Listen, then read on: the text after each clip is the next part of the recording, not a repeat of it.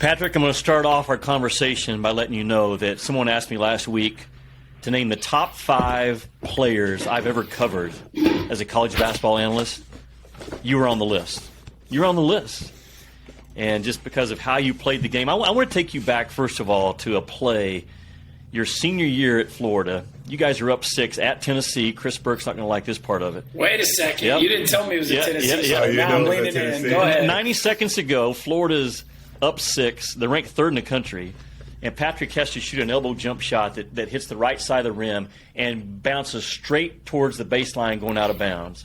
And this 6'9", 250-pound athlete, Chris, dives horizontally through 2 Tennessee guys, saves the ball, saves the possession. They go on to win. And that play just kind of summed you up, Patrick. Take me back to that moment and just what your thoughts were on that game. It was a huge game, first of all. But that play, I think, summed you up. Am I wrong? No, I don't think you're wrong, but, there's always some context that goes behind almost everything that we do. And I just remember going into that year, my senior year, I had all these goals and things that I wanted to achieve to, obviously, of course, help the team, but also put myself into a position where I could show the scouts and everyone else that I could perform and bring so much more to the table. So for me, I had been working so much on my game coming into that season that I kind of went away. Like Coach Donovan had to take me to the side at one point and say, "Hey, I understand what you want to do and achieve, but don't let it take away from your strengths." And there was just a little bit of contention and frustration because I felt as though I could do more and to help the team when it comes to like shooting and creating. But it's like what I could bring to the table for the team was already good enough to help us contend to be at such a high level. And I just remember when I've been working on my game and my shot for so much into that season. I just took that shot. Something I had been working on, but the instincts and things in which I had laid the foundation for in my career, the hustle, the energy, it just came out. There was no time to think in that moment. My instincts were, hey, if we can get this possession back, if I can communicate my instincts in that moment, this is what my instincts said, even though it was completely reactionary. It said, if you can dive and take this ball and save possession, Casey Hill or Scotty Wilbekin, they're at the half-court line, just save it and get it back to them. And there was nothing stopping me in that moment. It just happened. It just happened. And Coach Donovan, I was just with him a few weeks ago, and he brings that. He said that was, in my career as a coach, one of the best, most incredible hustle plays he had ever seen. And it was something that culminated of my career, just how I played my whole 4 years at Florida. Just for giggles, who was on that Tennessee team, just for my own memory? I'm trying to remember what era that was. Jarnell Stokes, Josh Richardson. Stokes, yeah. Maven? McCray. No, Maven was not on that team. He had graduated the year before. Okay. But it was Stokes and McCray. That was their dudes. That was their 1-2 punch. Yep. And then Josh Richardson, which he'll admit it to this day, he was not very good when he came to Tennessee, but he left a stud, and he's been in the league ever since. Yeah, he's a poster boy of staying 4 years, isn't he? Yes. So you mentioned Billy Donovan a couple times in that story. Jimmy knows this about me. I'm a wannabe hooper, so I've followed the sport very closely. And Billy Donovan has a case to being the best player, head coach of modern college basketball. Like there's very few great players that have turned into great head coaches. We could talk about that's a different podcast for a different day, right? But he's one of them. So I'm curious, and he not just great. I mean, you're talking about back-to-back national championships and Final Fours, and he's one of the great college coaches of the modern era. Tell me why. What separated him? Well, first off, as a player, he had Rick Pitino as his coach in college, which his Coach Pitino is the reason we have the 20-hour rule when it comes to practice. Coach Donovan just broke down what their routine and schedule looked like under Coach Pitino. And, I mean, at that time, there wasn't really a understanding of how important rest was in a comparison and, relating to your performance. So it was all just work the grind, to the brimstone, like as much as you can. We're going to get you to work and work on your game. You didn't come here for anything else other than to play for me type mindset, my way and no other way. So Coach Donovan, he learned how to thrive through that. And he did very well at Providence. And I think because he has that empathy as a player and he scored at a high level, he shot the ball extremely well. He understands the game. When it came to coaching and him taking a position at Florida that was not a basketball school when he wwent there, right. Even though Lon Kruger did a fantastic job getting that team to the program to its first Final Four with a fantastic team with the meat hook. The meat, he is hilarious. I had him on my podcast last year. He is hilarious. He was cheap. Like when he came into at Florida, 300 plus pounds, and his whole thing was, "You guys recruited me fat, so I'm going to stay fat and continue." And I'm like, meat hook. I told Dimitri, you're so effective at your size. If you could have just worked a little bit more to stay in better shape, who knows where you could have gone. But Coach Donovan, what I love so much about him and his approach is that, for one, he's an everyday guy. Every day he shows up to practice. You know, he puts the work in, the preparation, and that's what I respect so much when I, because, you know, high school kids don't watch film. You come in as a freshman, it's not till probably you're removed from college that you understand how much work that college and professional coaches put into the game. And Coach Donovan, he has been so committed to that. And also he has a great support. His family is fantastic. His faith carries him. He always hired every single assistant coach in my years there is someone I still have a relationship with. They've all been fantastic men. From Larry Shyatt to Richard Pitino to Rob Lanier to Norm Roberts, who's coaching, to John Pelfrey, someone who I dearly admire, to even his staff. Duke Werner has been the athletic trainer at the University of Florida for, I think he's going on like year 21 or something like that as a basketball. But everyone there that he's circled himself with are people that push him to be better and help him from going too far on the Rick Pitino side. Because don't get me wrong, he has those days where he has to get on us and rip us a new one and help us understand, like, hey, I'm the head man in charge. But I loved every minute and everything that he taught me as a player and as a man. Patric, you've learned a great deal in your life from your experience there at Florida, all those coaches pouring themselves into you. I'm sure that's helping your path right now. I want to jump into the trial and the test that God has trusted you with. You and I talked about this on the phone a couple of weeks ago. Take us back to June the 29th, that day, and just tell our listeners quickly what happened and what you recall about that afternoon, I believe it was, or morning. What I remember in that day was the day started out a little bit slower than the buddy I was working with, because normally we're out there, we get there pretty early with what we're striving to do with our work in irrigation, and we just had a little bit of a slower morning, and we were working a job that had taken us a few days to complete, and normally it doesn't take that long. We were towing. A pivot is composed up of seven spans, 7 parts.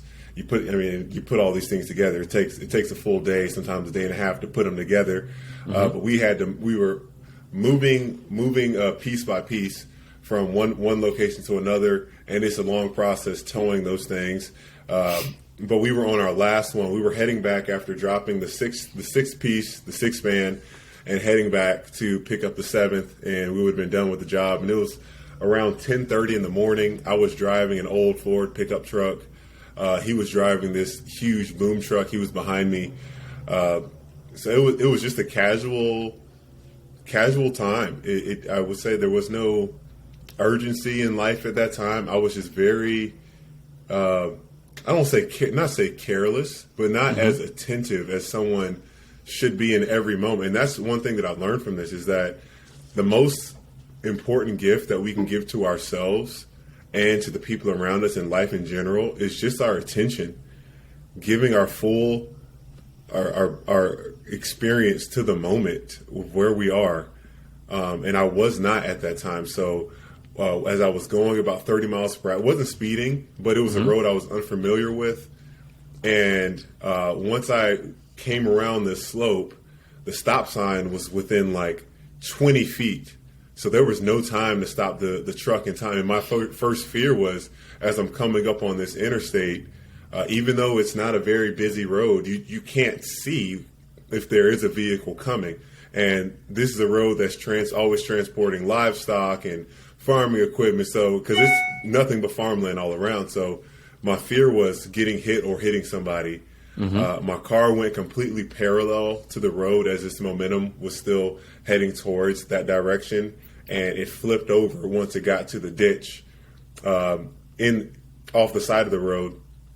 And in that moment, once the car flipped over and it landed on all fours, my body was contorted in a way that just compressed all that weight, force, and energy into my back. And I fractured my scapula, bruised ribs, and ultimately the biggest part is fracturing my T7 and T8 in my back. And I just remember in that moment, it was so surreal. It was so surreal that it felt like it was slow motion that it was happening. I'm just like, is this real in my mind? Like, is this really? And I'm just so thankful. I thank God so much that I was able to grab my phone and call my buddy that I was working with, because if I could not reach my phone, I would have been down there for hours. He said you could not see my vehicle from the road. So people could have just driven by and had no idea that a man had a broken back and was suffering down in this ditch. Called my wife, called my mom, and they just had such a calmness. Of course, there was fear, but such a calmness that everything was going to be okay. And that just carried me. I don't know where it was, because this was the scariest moment in my life. And from what you said, Jimmy, when we spoke the other day, to think that, as we know, God is sovereign. There's nothing that goes under the sun that he does not allow to happen or knows that's going to happen, because he is all powerful and all knowing. And to think that he's not set me up, but he knew that I was going to get this position with the SEC network, have a wonderful time with it, begin to build this platform. And he's like, all right, now you're in a position where I'm going to entrust you with something that you can use to my glory. And I would have never written it up that way, but guess what? That's why in Isaiah 55, it says that 8 verses 9, that his thoughts are not my thoughts, that his ways and thoughts are higher than mine. And I not to have to, but being able to live in that hope carries me, and it excites me already with the inspiration that I've provided people in this time of me just being authentic and just trusting God every day. So, Pat, you're paralyzed from the waist down as of right now, from what you've told me, but you are working like there's no end other than getting back to who you are. And I know you're going to accomplish that goal. What did you cling to those first few days, and did you ever ask God why? Well, the first thing, let me correct you. Every part of me is still here, Jimmy. Nothing has changed. Yep. Every part of Patric Young it's just been magnified to where I'm at a place where I'm not being casual, or I'm not a fan of Jesus. I am fully diving into my belief that God is in control. And because that's the question, like I asked myself, like, all right, you've been raised up in church, you've heard countless messages, you pray, like, do you believe now that you are in this obstacle, this trial? It's like, yes, I believe. All right, now just go forward and carry on and trust God. So in those first few days, there was such an uncanny amount of peace that I had, knowing that everything was going to be okay. Yes, the times that I questioned, why and how and whatever it may be, it would usually kind of be at night around the time I was trying to go to sleep, when Satan would try to attack me, when the enemy would try to attack my mind and make me doubt the goodness of God. But what helped me was just remembering how many times that did God, first off, protect me from stupid things I did in my past where, this could have happened, something could have happened sooner in my life. How many things did God protect me from? And then also just remembering all the blessings that I've already had, the support that I had, the outpouring. My wife and my wife was there right before surgery. I got to see her before surgery. And as soon as I woke up, my entire family was there. So the support that I had those first few days really helped me so much and it just gave me a heart to just think about the people that go through traumatic things in life and don't have that support, because something like this can easily take you to a dark place, especially if you're not grounded and anchored in any kind of faith, any type of hope and belief that God is in control, that there is a plan, there is something good can come through this. If you're not in that place where you can point to that, I would be in a completely different place. And I am just so grateful that God has shown up in the small things day by day that have helped to continue to reaffirm, like, hey, Pat, you are my beloved. The scriptures say that he is the lover of our soul. And when I think of that, I'm like, gosh, like, how can I question God? How can I question his goodness? And it really encourages me so much that I want to be a conduit. I want to be a spark. I want to be contagious with the way, because so many times I've gotten a chance in these last few weeks, I've seen friends and family, and they're expecting, I guess their expectation is that I'm going to be different, or that I'm going to be depressed or negative, and I'm not trying to put on a face or some ploy, but I come in and I am just excited about life. I am excited to be here. And it has been so impactful for people, just being that authentic version of myself, that I can't wait to continue seeing where God's going to take this time. Yeah, well, I don't think it takes too long to figure out there's nothing phony going on with your deal. You're as real as they come. The podcast is called Coach Me Up. You've coached us up on a bunch of stuff. I've got a million notes already. You made points about your upbringing, and it sounds like you were personally, from a faith standpoint, not that you haven't grown immensely, because it sounds like you have, but you were in a position where you were rooted and established in such a way that you could handle a trial like this. Yeah. I would love to hear, coach us up on the process that got you to this point, whether that's your parents or outside influences, or it could be a brother in the faith, whatever it is. Like, how did you get to a point where you could handle this kind of trial with such joy?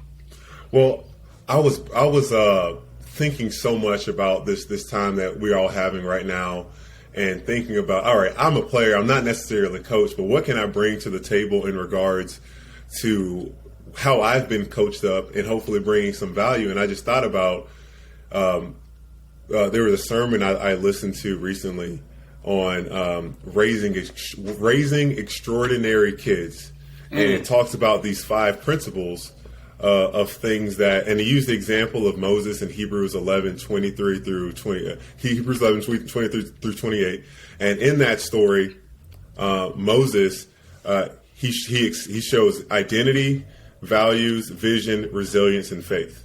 And for me, in my upbringing, I would say, even though I was around the church and my family bringing me to those areas, I think it's so important as men to never relinquish that control, or to relinquish that responsibility and as fathers, to relinquish, hey, just because I put my kids in proximity doesn't mean, that means I don't have to be the example and the leader and teacher.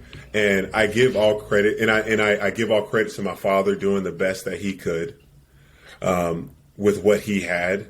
but I can't say that my father was the greatest example for me in following my faith. And I believe when I was thinking about that, I think that's why I struggled early on in my life and with Coach Donovan with actually receiving coaching, with actually being coachable, because I didn't have that relationship with my father to a point where I could receive his coaching in life.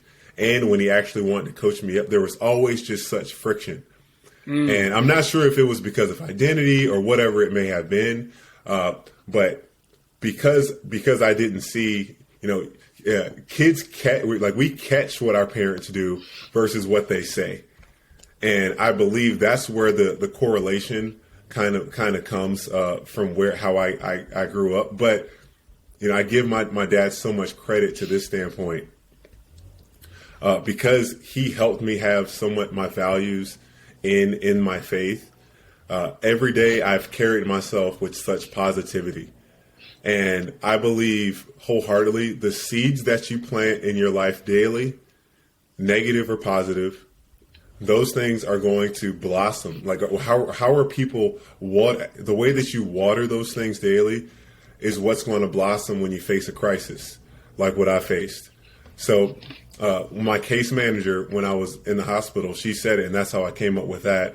She said, people that are positive or negative in their daily lives, when they face a crisis, that is going to only be magnified when facing something. Wow. Only going to be magnified.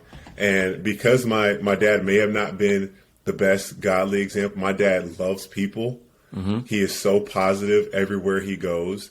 And that helped me so much. The way that I've carried myself the entirety of my life. And fortunately for me, being able to see that God is still working and trusting in him. But there's been countless of other men when I went to college. Athletes in Action is an organization that helped me so much in understanding that my faith is not determined on my performance. That I was so caught up my entire life trying to prove and deserve and earn through my sport, acknowledgement, love, whatever it may be. But Jesus just says, come to me as you are. Accept that it's not a gift if you have to work for it. And as athletes struggle so much with that at times because we're so performance based. Extra time in the gym, shots, whatever, film, and then I'll be able to achieve. But it's like Jesus, not only does he give us salvation, he gives us identification immediately. No longer an orphan, but a beloved child. And when I could finally operate from that identity, that has changed my adulthood and changed the way that I viewed myself, changed every part of my life. When Jesus touches it, it changes everything. And I could not be in this position I am now if Jesus did not come and touch my life the way that he has. Patric, I know, well, first of all, you say you're a player, you're not a coach. Wrong, because you're doing a fantastic job of coaching us up. I know you've listened to all of our episodes so far on our Coach Me Up podcast. David Pollock was on in our last episode, maybe two episodes ago.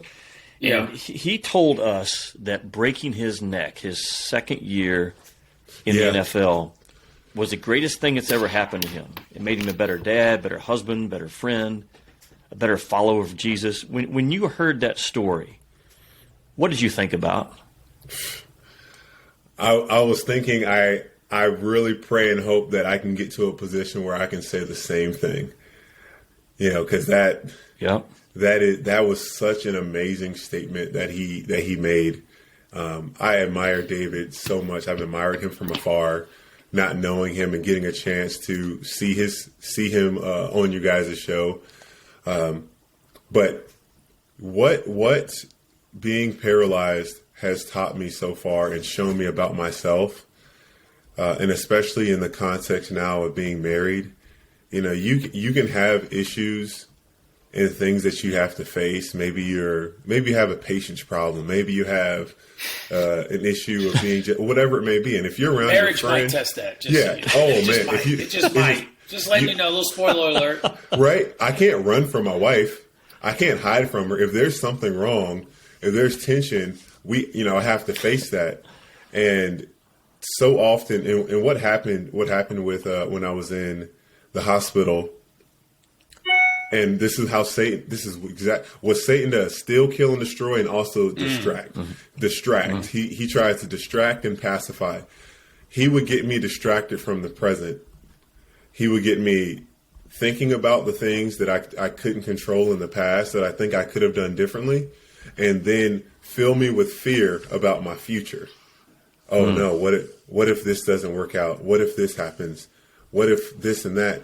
That because so much of that was filling my mind, I was missing the present moment of just loving on my family and loving on my wife, loving on everyone, being kind to the nurses, being like these little things that, you say you want to be a believer and a light, but you're treating the nurses as though they're your servants or whatever it may be, versus exhibiting love and kindness to them in a way that Jesus would. So that has challenged me in such a way that, and I can't say I love it, because no one loves discipline, right? Yeah. For the most part, and the Bible says that at the time, discipline. But it is teaching me so much about myself, and that I thought I thought, not to say I arrived, but I thought I was further along than I was, and I see there is so much more that I need to continue to learn and grow in. Well, let me just say, you have blessed us in incredible ways. I kind of can't believe that two of our first four guests have dealt with, such incredible trials from a physical standpoint. It's kind of, I don't think it's an accident. It's, to have you and David both, and for you specifically being in the trial. David's, praise God, David's past that piece. Yeah, that you're right in the trial, and we and all of us that will be blessed to listen to this get to hear your joy, and get to, out of overflow of the heart, the mouth speaks. Like you've literally quoted like 20 passages just in passage. Like you're just talking, and it's obvious that you're clinging to God's word. And I think of James 1:2, like considering it pure joy when you face trials. Like I hear you. Isn't that crazy? You sound like the world would think somebody that just signed Damian Lillard's contract would sound. Like that's what you sound like. Right. That's the joy that's coming out of your heart. And I know it's not all peaches and cream. Like I know that, what you're going through is not easy and not warm and fuzzy right now. But I just want to say thank you, because, it's easy to speak in platitudes, and it's easy to throw out scriptures when times are going great, but man, to hear from a man who is not only going through the physical trial and the emotional, mental, spiritual trial that you're going through, but also, like you said, young in your married life and as a father, and like, man, it just blows me away to hear you and to hear your heart. And so I just can't say thank you enough, because you have been an incredible source of encouragement for me today. And I know, we got people, our producers sharing with us some of the places that this podcast has reached around the world to this point. And like, literally, you're going to be encouraging people around the world with your story. The Lord is using you to encourage people around the world. So thank you for that, brother. Really. Yeah, absolutely. Yeah. Patrick, you're a rising star, man. And obviously God is far, far, far from finished with what he's going to do for you and through you. Yeah. And, to be at your age and have that just pure, natural, raw, authentic, deep holding your hand with God it's so encouraging. It's so encouraging. So I'll tell you again, God gives his toughest battles, man, to his strongest dudes. I'm not talking about physical strength, because you knocked it out of the park there as well, but just the strength of your heart, man, is echoing around the world right now. So, brother, we love you. We're going to continue to pray for you. We appreciate your time. We know you're really busy right now. And Chris, I'm telling you, this guy is a rising star on TV. Just finished his first year in that SEC Network studio, and I know he'll be right back in there again talking ball. Looking forward to it. Patrick, we love you, man. Talking balls hoops. Talking balls hoops, Patrick. Well, I want to leave you guys with two things, I guess. This scripture that continues to give me hope in Romans 15:4. For everything that was written in the past was written to teach us, so that through the endurance taught in the scriptures and the encouragement they provide, we might have hope. That is continue to encourage me. There's so much encouragement, endurance taught in the scriptures. And the biggest thing for me is realizing that God has given me vision and also resilience. Vision tells us where we're going. Resilience tells us how we're going to get there. It says, okay, that's where we're going. But the resilience part says, yeah, but you're going to face this trial and that trial and whatever it may be. And the biggest thing that's helped me in this path of vision and going through resistance with resilience is having someone else externally. And I want to encourage, that's why coaching has been such a vital part of my life. Someone else that comes along the way and says, yes, I believe in you. I believe we're going to get there, and I'm going to help you do whatever it may be. But if your heart is hardened to receive coaching, you're not going to get there. And that's what Coach Donovan had did for me. My heart was hard my freshman year. He was able to break those walls down, and the rest is history in what we achieved at the University of Florida in my 4 years. And I am so excited now that I am fully partnered in with God, and I have an amazing physical therapist that are working with me. God is showing up day by day. And I hope that in a year from now or whatever it may be, that I can pop back on this show with you guys, and we're just praising God for the things that he's done in my life and done through me, as you guys said. So I can't wait till that day. Thank you guys so much for this opportunity being with you. I cannot wait for basketball season. I know we're in the middle of football, but we all know basketball is king. We all know that. Well, like I said to start the show, you're one of my top 5 all-time favorite dudes to cover. And this past 32 minutes just solidified all that stuff in my heart, brother. No so we'll be in touch with you, Patrick. Thank you, Chris. Thank you, Jimmy. You guys have a great day. You too.